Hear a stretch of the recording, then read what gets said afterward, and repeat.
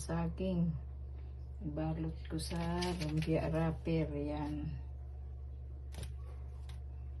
Tutuin muna natin to kasi sayang, hinog na kasi. Kaya tutuin ko muna, gawin kong turon.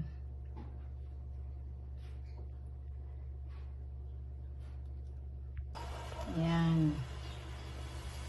Ang aking turon, binalot ko na yung saging sa lumpia wrapper. Ipreto na natin to. Itong piraso. Kasi hinog na eh. Yan, magsalang muna ako ng kawali.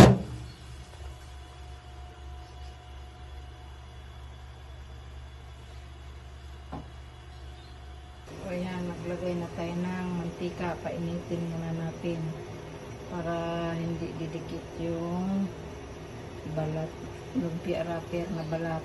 Yan, na binalot sa saging. Yan.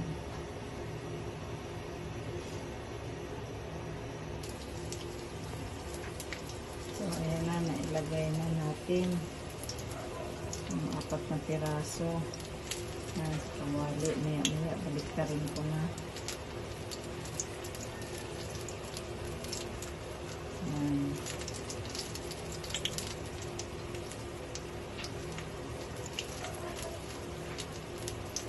Saging na turon. Ang merienda namin. So, ayan. Balik ka rin na natin. Wala lang kasi akong mabiling langka, kaya hindi ko nalagyan ng langka. Mas maganda kung may langka ito kasi mabangay.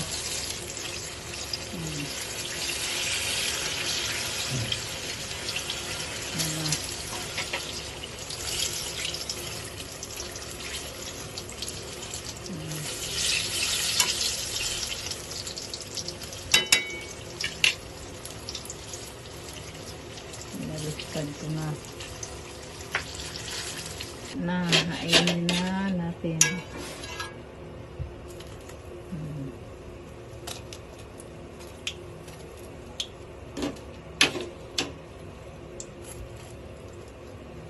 Ito na.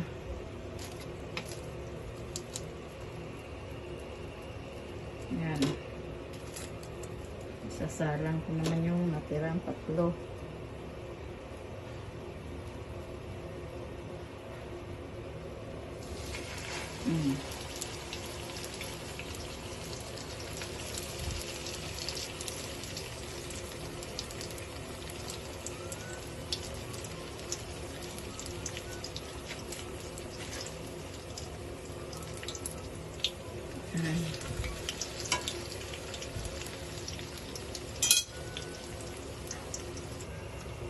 Ano yung luto.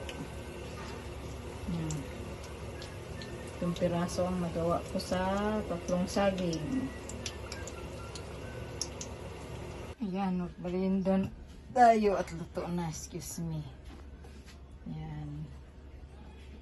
Bye. God bless po sa inyong lahat. Love you all, miss you all. Luzon, Visayas at Mindanao sa ibang bansa. Shout out sa lahat ng aming subscribers, mga padadehan o baguhan. God bless po. Ingat po tayo palagi at mainit ang panahon.